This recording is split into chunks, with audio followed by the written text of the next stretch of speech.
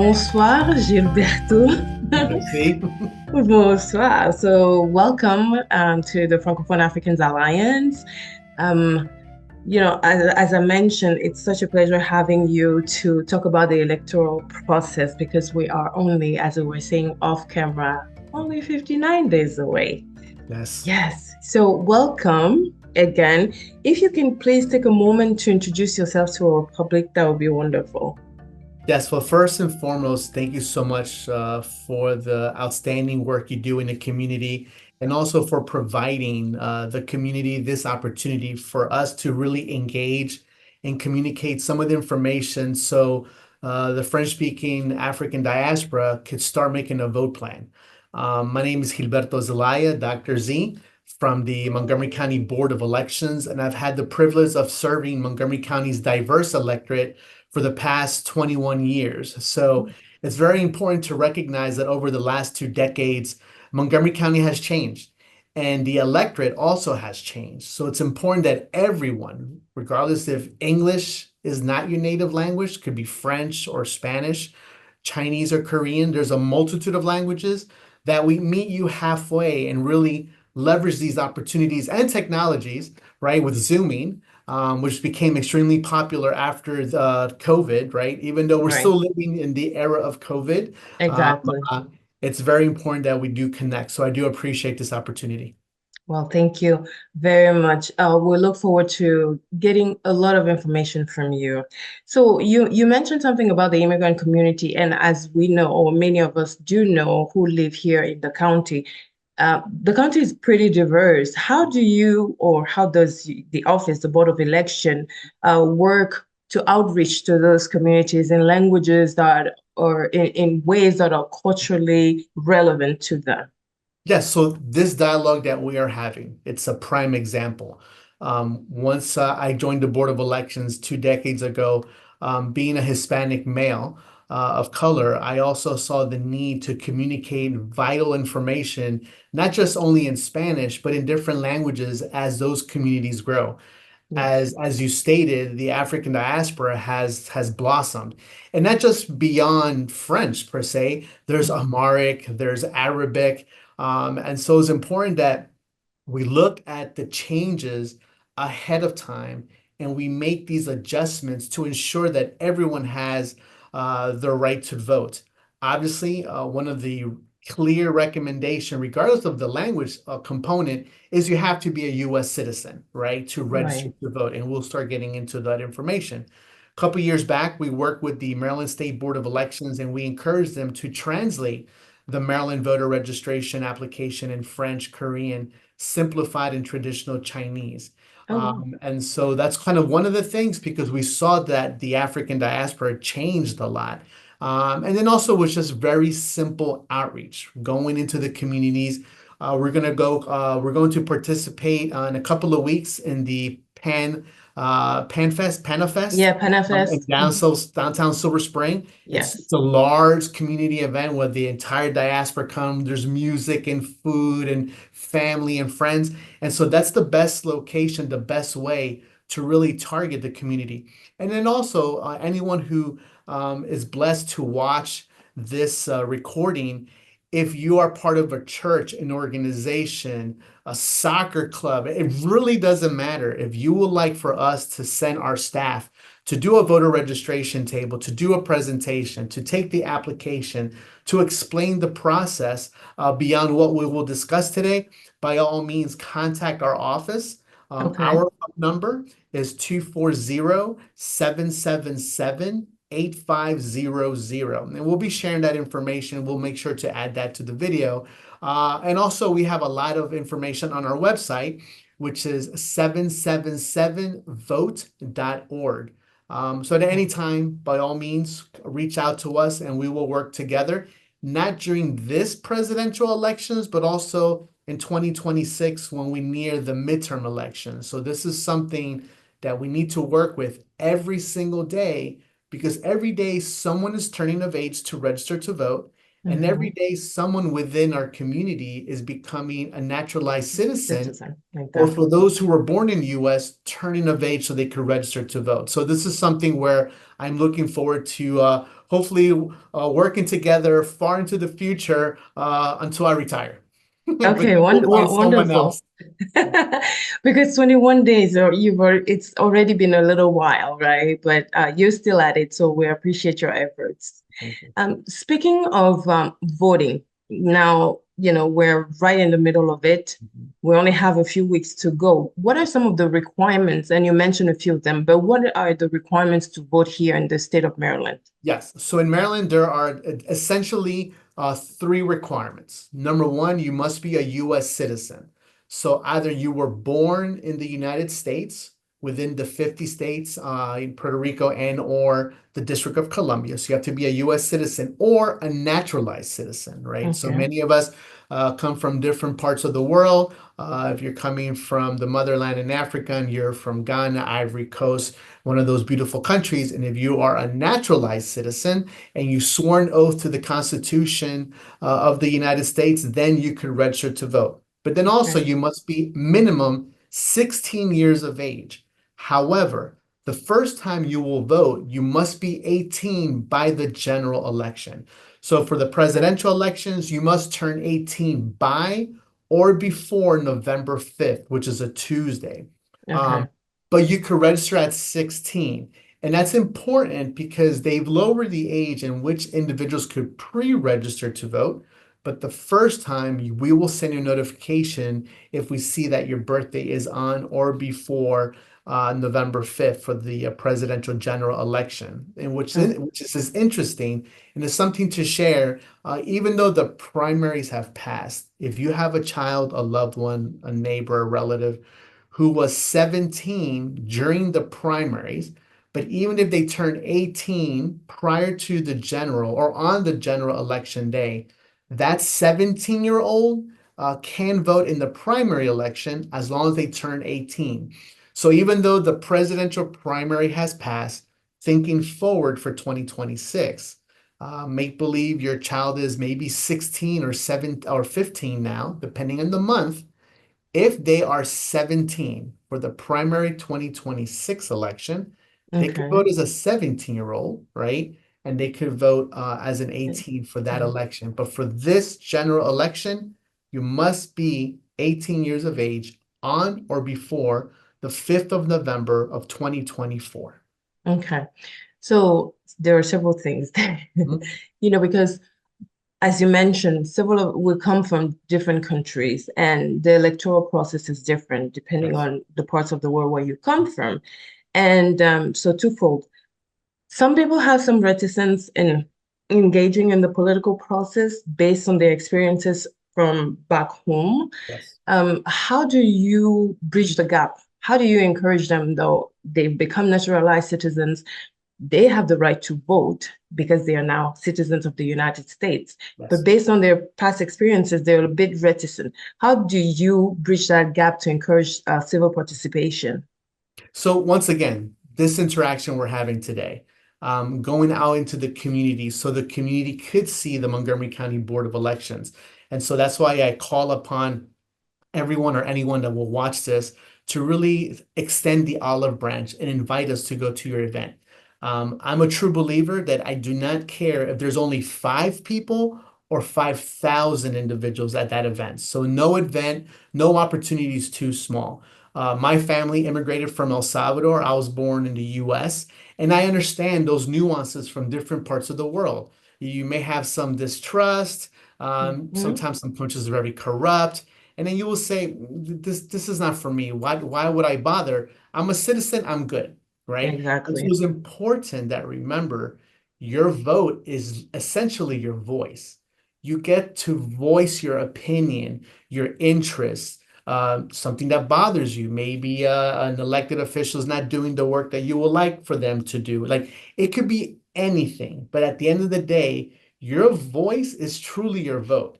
And so it is my job and the job of all of our team members here at the Montgomery County Board of Elections in Maryland to ensure, number one, all of the polling places, whether it's election day or during early voting, open at 7 a.m. and the doors Okay. remain open until 8 p.m.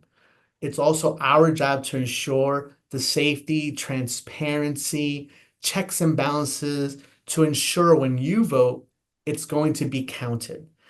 Also, to provide clear, concise, easy information so individuals could kind of follow the process. There's a lot of rules and regulation that you have to follow, but it's important that we provide those bits of information in simple terms, simple language, nothing Right. complicated.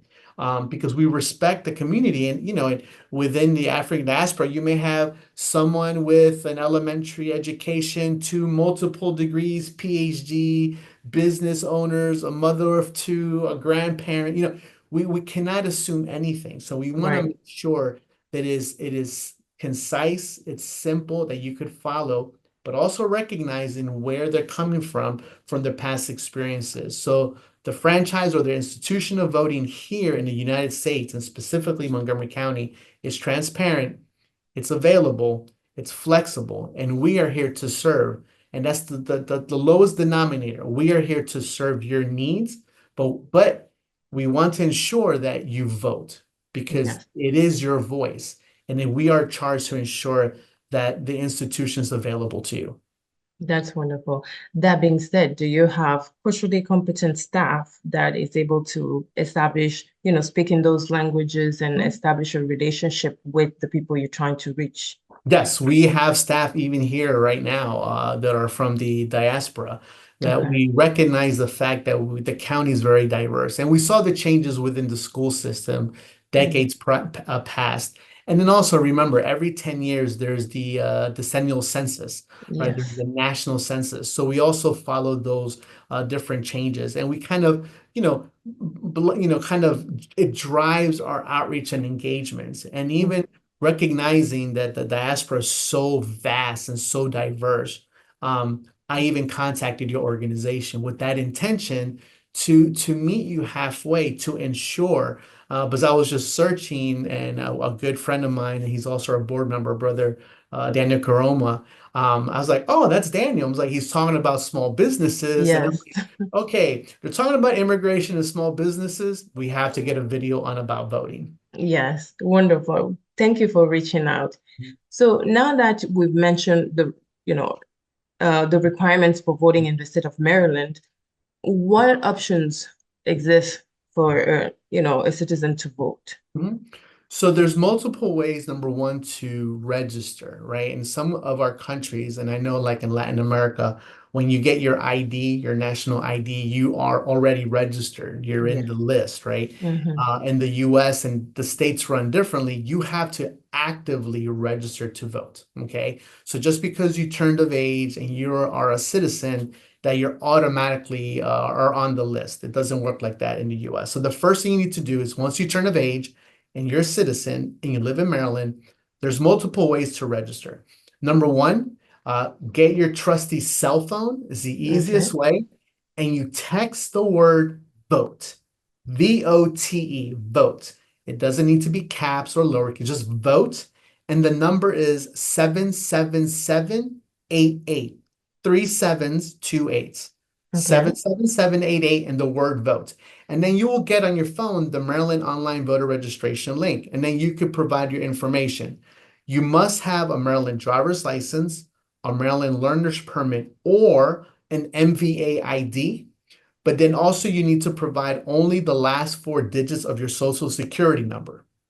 You'll give your name, your address, your party affiliation, etc.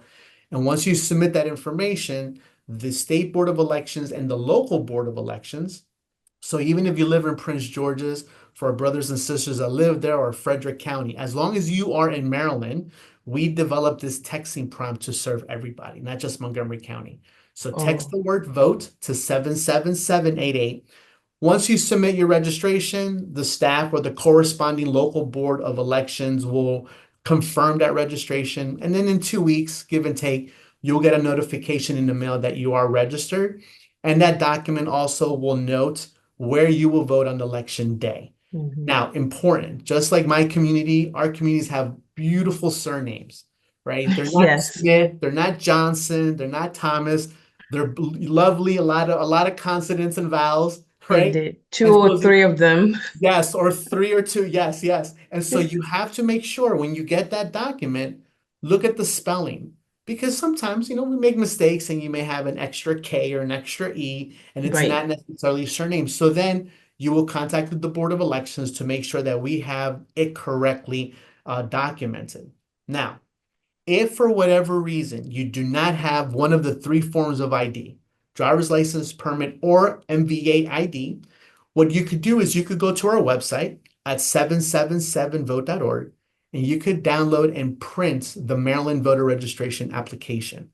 And then there, just because you don't have those three forms of ID, you can still provide only the last four digits of your social security. And of course, your name, your address, your affiliation, gender, etc. And you can mail us that application. Then we will contact the Social Security Administration to affirm and confirm what you shared with us. So even if you Okay. can't do it online, you can still get the paper application and mail it to us. But this is a reason why I mentioned at any community event, we will be at the Panafest event. But if there's a small church, a barbecue, a soccer tournament, it doesn't matter. Invite us because sometimes people in our community may not have those three forms of ID because they don't Right. drive, right? Yes. So you think, well, I don't drive, I don't need an ID, Mhm. especially our seniors, right? Yes. So what would happen is you could just provide the last four digits of your social paper application. We will take it to the office if we're at an event, and then we will process and we will also mail that voter the notification. So it's important that you have multiple ways. And our office is in Gaithersburg, Maryland. So I know we have people from the diaspora living everywhere in the county. Ever. Mhm. If you can't make it to our office, you could go to your local Motor Vehicles Administration. There's in Montgomery County, there's in White Oak, and there's one in Gaithersburg. Mhm. And you could go to the local MVA to register to vote. You could also get an application at your nearest public library system or Okay. a community center or senior center, and they will have applications. And if they don't, they will print you one, and you could fill it out and you can mail it back to the Board of Elections. Okay. Just so it's clear, Mhm. in case of discrepancy, obviously on the day of, you can vote, right? Oh, no, no, If no, no, no. You get to vote. So that's a great question. So at any time, let's say you show up to vote, right? Let's say on election day, we would prefer that you go to the location that's designated according to your residential address. right, But let's say for whatever reason, you live in Germantown and you're visiting family in Silver Spring and you're running late and you're like, oh, it's like 7:45, the polls close at 8. Do mm, not say it's too late for me to drive to Germantown. No, go to the nearest polling place and you will vote what is called a provisional ballot. But okay, even if you know your correct polling place on election day and you show up, and let's say you give your last name, and as I mentioned, we have these beautiful surnames, and let's say there's an error. If they mhm, cannot find you, they must provide you a provisional ballot. So okay, at no time can the poll workers reject an individual's interest in voting. You will vote provisionally, period. The application is simple, name, address, information. On the back part, the poll worker, the election judge, will fill out why this voter voted provisionally. Maybe we couldn't find your registration, etc. And then we will do the research to see why this person voted provisionally, and we will do everything in our power legally to accept your ballot after doing the research. However, if for whatever reason you miss the voter registration deadline for the general election, which is Tuesday, October 15th, so mhm, Tuesday, October 15th is the advanced deadline. However, you could register during early voting or on election day. What you need to do is bring your driver's license, a permit, or an MVA ID, or a document like a utility bill, a gas bill, a bank statement that has your name your and name. current Montgomery County address, and Mhm, then you could register to vote. So if for whatever reason you show up and they can't find you, they're going to ask you, would you like to register to vote? And then we will help you through that process as well if they cannot find you in the registrar. So at any time, you will never be turned away, regardless of the circumstance. They must provide you a provisional ballot. However, if you miss the deadline, which is Tuesday, October 15th, you could register on the same day during early voting and or on election day. Okay, that's clear. Now, what are some, you mentioned polling places, so going in person, as we know, at the designated, which most likely is a school, right? Designated school based on your address. But what are other ways of voting? Yes. So we have in Maryland 3 ways to vote after you register. So the first one is voting by mail. Okay. So voting by mail is, let's say you are going on a business trip and you will be in Ghana, and you know that you will not be physically here in the United States or in Montgomery County during early voting. And early voting will take place from Thursday, October 24th through Thursday, October 31st, 8 Okay. consecutive days, including Sunday. We have 14 early voting centers in Montgomery County throughout the county. And if you're not there during those 8 consecutive days, and let's say you're not here on election day, which is Tuesday, November 5th. So you're in Ghana, right? You're in Accra, you're doing business or visiting family. You could request to vote by mail, and we can mail you your mail-in ballot to Ghana or to New York or to Chicago. It doesn't matter. Now, also, if you know that you will be physically out of the area during early voting and election day, starting in about 2 weeks, you could come to the Board of Elections in person, request a mail-in ballot, and you could actually vote the ballot here in our office, submit it, and you're done. You don't have to wait for the ballot to make it to you. Now, Okay. if you can't make it to the office, then we will mail it to your home address or a PO box or in Egypt or Ghana. It doesn't matter. But if you're still physically here before you leave, you could vote here at the Board of Elections. We will have Okay. live ballots. You just have to submit an application. The easiest way to get a mail-in ballot is, once again, get your phone and text the letters VBM. So V for vote, B for buy, right? M for mail. Mail. VBM to 77788. And similar to registering to vote online, we'll ask your information, where you would like to the Board of Elections to mail your ballot, whether it's here in Montgomery County or elsewhere. But just got to remember, when you get that ballot, you need to return it to us as soon as possible. Mhm. You need to sign the voter oath, which is on the return envelope, okay? Because if you don't sign the return envelope, that oath, we will not count your ballot. Count.